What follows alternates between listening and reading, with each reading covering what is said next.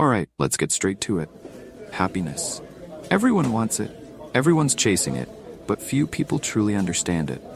You see, happiness is not some mystical, elusive concept reserved for the lucky few. It's not a roll of the dice. It's not something you stumble upon by chance, like some forgotten penny stock that skyrockets overnight. No, happiness is a science.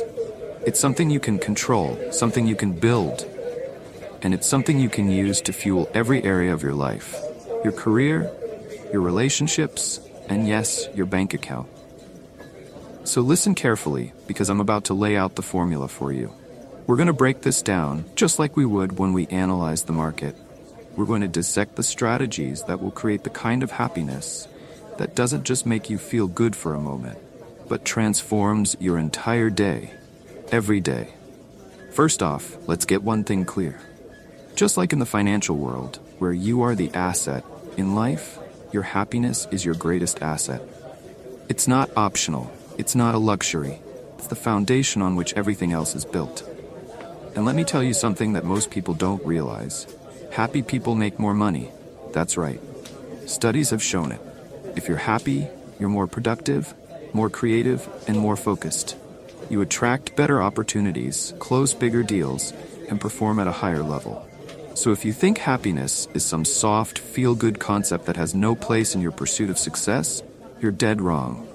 Now you might be asking, Jordan, how the hell do I create happiness? How do I make it a permanent part of my life? And I'm going to tell you exactly how. It starts with one word, gratitude. You want to know the first step to building happiness? Gratitude is your golden stock. It's like investing in Apple before the iPhone dropped. It's the thing that multiplies over time, and the dividends are insane. I don't care if you've got $10 in your bank account or $10 million, you've got something to be grateful for. And when you start focusing on what you have, instead of what you lack, you start training your brain to look for opportunities. You shift from a scarcity mindset to an abundance mindset. You stop living in fear of losing and start playing the game to win. You see, gratitude is like the foundation of a skyscraper. It's not flashy, you don't see it, but it holds the entire structure together. If you're not building on a foundation of gratitude, I don't care how much money you make, how successful you become, you're going to crumble.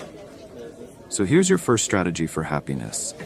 Start every day with gratitude. Wake up and immediately identify 3 things you're grateful for. I don't care how small or how big they are. If you've got your health, if you've got family, if you've got the ability to hustle, then you've got everything you need. Now, that's just the beginning. Gratitude sets the stage, but now we need to talk about momentum. Happiness, just like in the world of money, is about momentum. When the market's moving in your favor, you capitalize on it, right? You ride that wave until you're sitting on profits that make your head spin. The same goes for happiness. Once you've started your day with gratitude, you need to keep that momentum going. How do you do that? It's simple. Action. You see, happiness doesn't come from sitting around hoping things will get better. It comes from doing. It comes from making moves, from progress. Because here's a little secret. Happiness and progress are directly connected. When you're moving forward, when you're taking steps toward your goals, whether it's in your career, your personal life, or your health, that's when you feel alive. That's when you feel unstoppable. So every day, you need to take massive action. It doesn't have to be perfect, but it has to be progress. Ask yourself, what's one thing I can do today that moves me closer to where I want to be? And then go out and do it, because action builds momentum, and momentum creates a sense of purpose. And purpose is the engine of happiness. Now here's the third strategy, and it's a big one. Focus on what you can control. In the stock market, there are variables you can't predict. You can't control what the Fed's going to do. You can't control global events that can cause the market to tank overnight. But you can control your decisions, your strategy, and your attitude. The same goes for life. Too many people waste their time and energy worrying about things they can't control. What other people think, the economy, the weather, you name it. It's like focusing on the wrong indicators while trading. You'll lose your shirt if you don't stick to what you can actually manage. So here's your new rule. Stop giving your power away. Focus on your game plan, on the moves you can make, on the things you can influence. Because when you do that, you take back control of your happiness.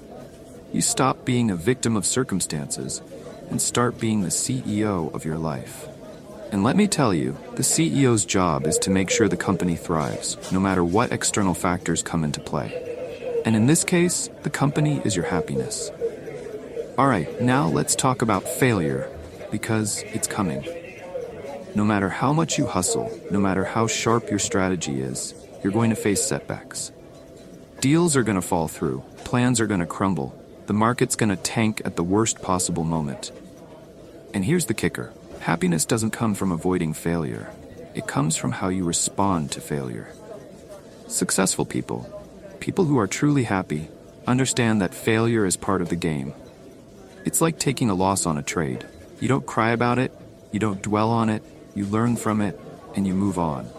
You double down on what works, and you cut the dead weight. Failure is just feedback. It's the market telling you, hey, you need to adjust your strategy. So when you fail, and you will, don't let it steal your happiness. Let it fuel your growth. Let it teach you, because every failure is just one step closer to success. Now I want to talk about something that might surprise you. You've heard me say it before. Your environment matters.